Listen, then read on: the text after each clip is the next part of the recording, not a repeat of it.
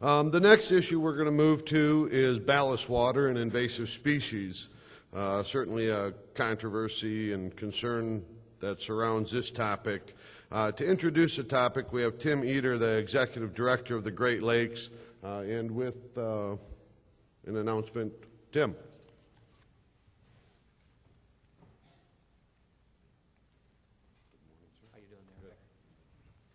Well, thank you. I'm Tim Heder. I wish I was the Executive Director of the Great Lakes. I'm the Executive Director of the Great Lakes Commission, and I share the responsibility of working on behalf of the Great Lakes for the Great Lakes states with the Council of Great Lakes Governors. We're delighted to have the cooperation and the growing enthusiasm and support of the Mayor's initiative.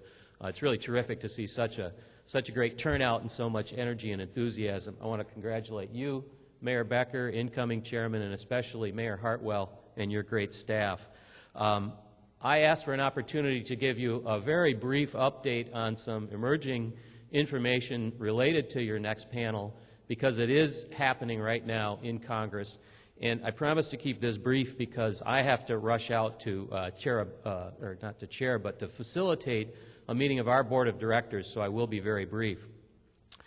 As all of you know, the mayors, the governors, the states, the Great Lakes Commission have asked Congress repeatedly and consistently to provide federal legislation that will bring about meaningful controls on aquatic invasive species. What we've asked for and what your resolution that you adopted yesterday calls for is a comprehensive approach to invasive species. By comprehensive, we mean an approach that deals with all vectors and all pathways. We know that ballast water is the most important pathway. We believe that scientists tell us that ballast water is responsible for 70 to 80% of the introductions of invasive species that we have in the Great Lakes today.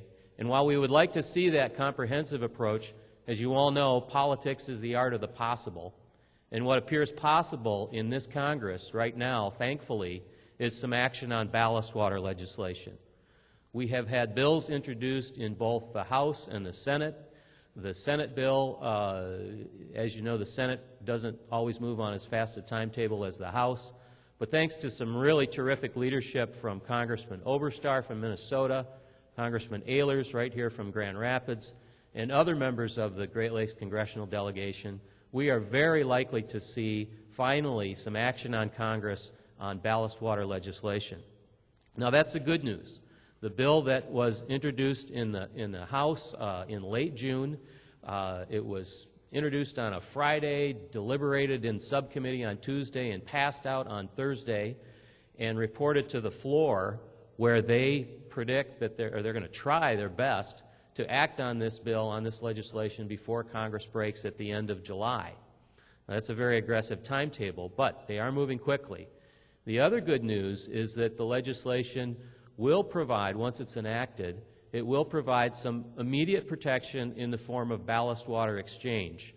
You know, swishing, exchanging ballast water with ocean water. That's an improvement. However, it's not treatment.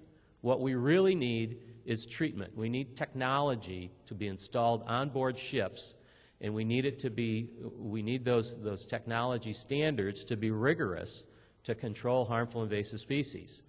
The bill does have a good standard in it, which we think will probably provide the protection that we need for our ecosystem. However, the timetable for achieving that standard right now is very far out into the future. The original timetable was 2013. That's a long time to wait, but we might have been able to accept that.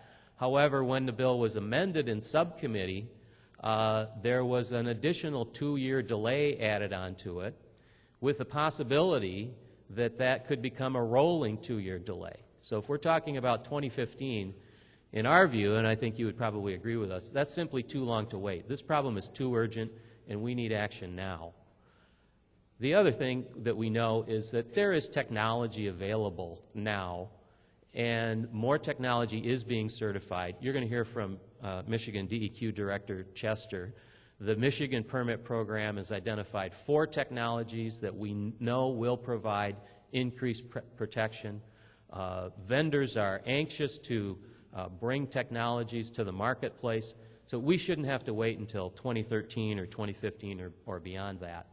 So the other point about this legislation that is really critical to the states as well as to local governments is that the language would preempt state and local governments from being able to enforce their own programs.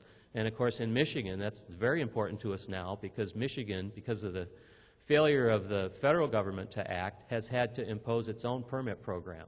The bill would preempt the states and local governments from implementing those programs. And while we want a federal standard, we know that the best way to protect the Great Lakes is with a uniform federal standard.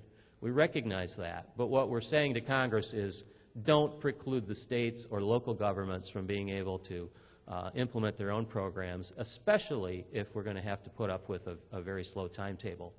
So my message to you is that we have legislation. It is moving. We're very close to the goal line in the House. We've never been this close. But if you're as concerned about this as I know you are, and as the Great Lakes Commission is in the states, this is the time to contact your members of Congress. Reach out to them with letters, with phone calls. As I said, we think this issue is going to be on the floor of the House this month. This is Congress, so that's not a certain prediction. Anything can happen. Could get delayed until the fall. But now is the time to act. We have some information. I've prepared a little package of information that's on the back table. As I said, I have to rush off to our Board of Directors meeting.